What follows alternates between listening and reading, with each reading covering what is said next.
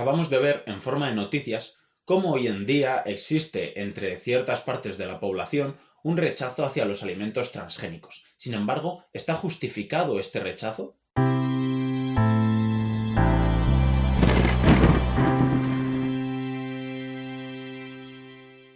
Para empezar, vamos a dejar bien claro qué es un alimento transgénico. Un alimento transgénico es aquel que ha sido modificado genéticamente, es decir, que se ha cambiado o eliminado la expresión de uno o varios de sus genes mediante técnicas de ingeniería genética.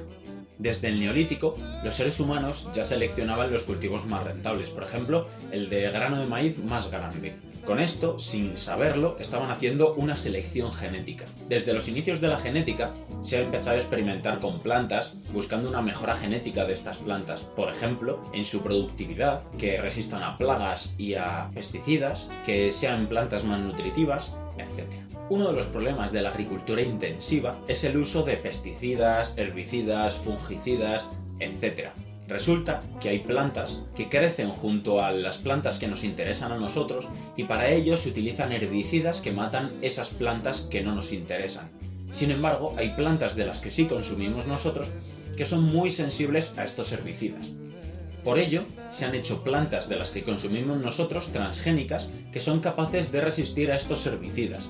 De esta forma, se usan menos herbicidas y se contamina menos el medio ambiente. La transferencia genética también aumenta el valor nutritivo y la calidad de los alimentos. Uno de los primeros alimentos que se transformó genéticamente fue el tomate, que se consiguió un tomate transgénico que duraba muchísimo tiempo sin cambiar su apariencia ni su sabor, es decir, es el tomate que comemos todos los días, que dura muchísimo tiempo en el frigorífico. Otra planta transgénica muy importante es el arroz dorado. Este arroz lleva 3 genes nuevos, 2 del narciso y 1 de una bacteria. Este arroz lo nuevo que tiene es que tiene vitamina A. ¿Y por qué esto es tan importante?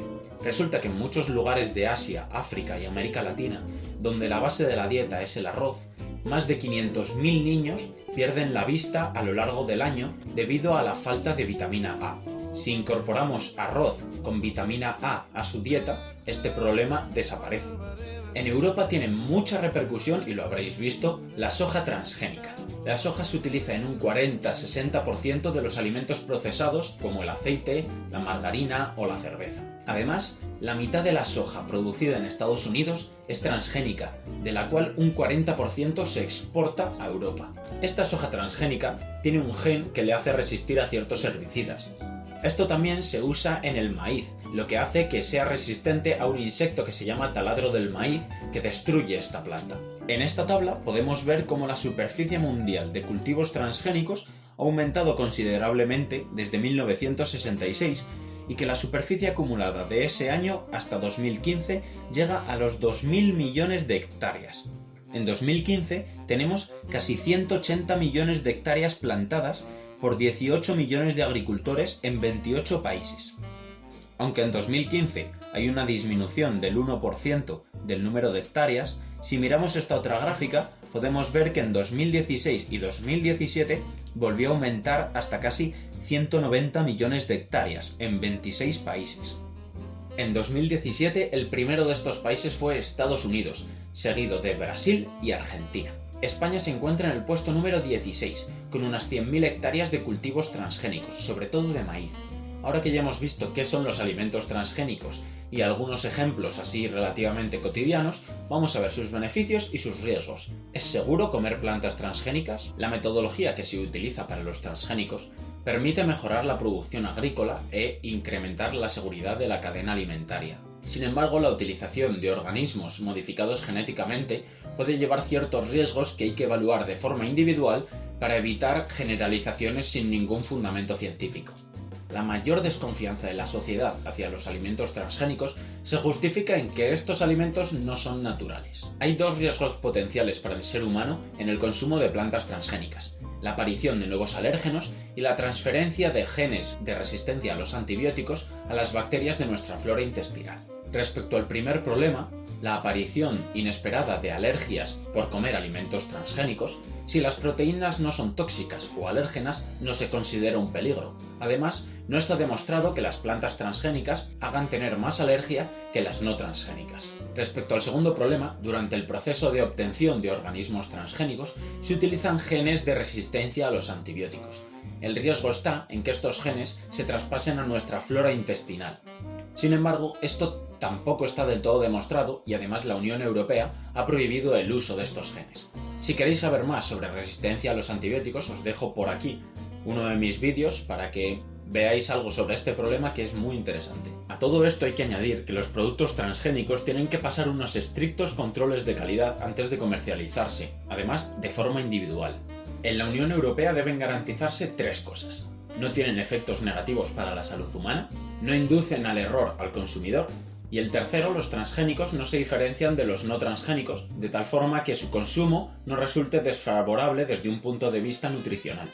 Hay un segundo aspecto importante y es el efecto que tienen estos transgénicos en el medio ambiente. Cuando se libera un organismo transgénico al medio ambiente, como cultivarlo, el transgen que tienen estos organismos se puede transmitir a otros organismos que no lo tienen. De esta forma se puede perder biodiversidad. Un ejemplo de esto es el maíz transgénico resistente a la oruga de la mariposa monarca. Este maíz es beneficioso porque permite reducir la cantidad de insecticida que hay que usar contra estos organismos. Sin embargo, en 1999 se vio que la mortalidad de estas orugas aumentaba cuando consumían maíz transgénico. Sin embargo, más tarde, con estudios más realistas, se vio que este maíz transgénico perjudicaba de una manera muy leve a estas mariposas monarca, a sus orugas, con lo cual se mantuvo el cultivo. En conclusión, no hay ningún argumento científico para decir que estos alimentos transgénicos son peores que los no modificados o son perjudiciales. Entonces, ¿por qué este miedo a los alimentos transgénicos? Sencillamente por la falta de información. Esta falta de información crea un temor, un miedo social a lo nuevo, a lo desconocido. Un ejemplo de esto es el miedo a comer genes. En realidad comemos grandes cantidades de ADN, sobre todo en los alimentos frescos donde hay genes que siguen activos. Vamos ahora a plantear 2 cuestiones que se plantearon en un estudio. La primera, los tomates normales que comemos no tienen genes, mientras que los transgénicos sí tienen. Y el segundo, si se come fruta transgénica, hay riesgo de que los genes de la propia persona se vean alterados. Las 2 cuestiones son totalmente falsas y sin embargo en España en 2011, cuando estas cuestiones se plantearon, solo el 22% de la población respondió correctamente. Esto indica que hay muchísima desinformación en la sociedad en cuanto a los alimentos transgénicos, a productos transgénicos, lo que hace que este miedo a estos productos crezca. Además, a este desconocimiento de la población hay que añadir una falta de rigor científico en muchos medios de comunicación. Por ello, es necesario que se plantee un debate serio y riguroso a la sociedad. Y para eso hay que tener en cuenta ciertas cosas. Lo primero, nunca existe riesgo cero. Toda la actividad humana lleva cierto riesgo que tenemos que evaluar. Lo segundo, que algo sea natural no quiere decir que no sea dañino. De hecho, hay bastantes productos naturales que son mutagénicos o cancerígenos. Y por otro lado, no todo lo artificial es dañino. Por ejemplo, los conservantes autorizados en alimentación no son tan tóxicos o tan dañinos como las toxinas que producen las bacterias y los hongos que se evitan con esos conservantes. Ya para terminar, os voy a plantear una reflexión. La ciencia y la tecnología, hoy en día, se está viendo bastante atacada en las sociedades desarrolladas por gente mal informada que va diciendo por ahí cosas sin ningún rigor científico. ¿Por qué hay gente supuestamente educada que es tan ignorante en lo referente a la ciencia? Parece haber un miedo creciente a la ciencia según aumenta el ritmo en el que avanzamos tecnológicamente los seres humanos. Y hasta aquí el vídeo de hoy. Espero que os haya gustado, que hayáis aprendido algo nuevo. No olvidéis que tenéis en la descripción la bibliografía y nos vemos en otro vídeo.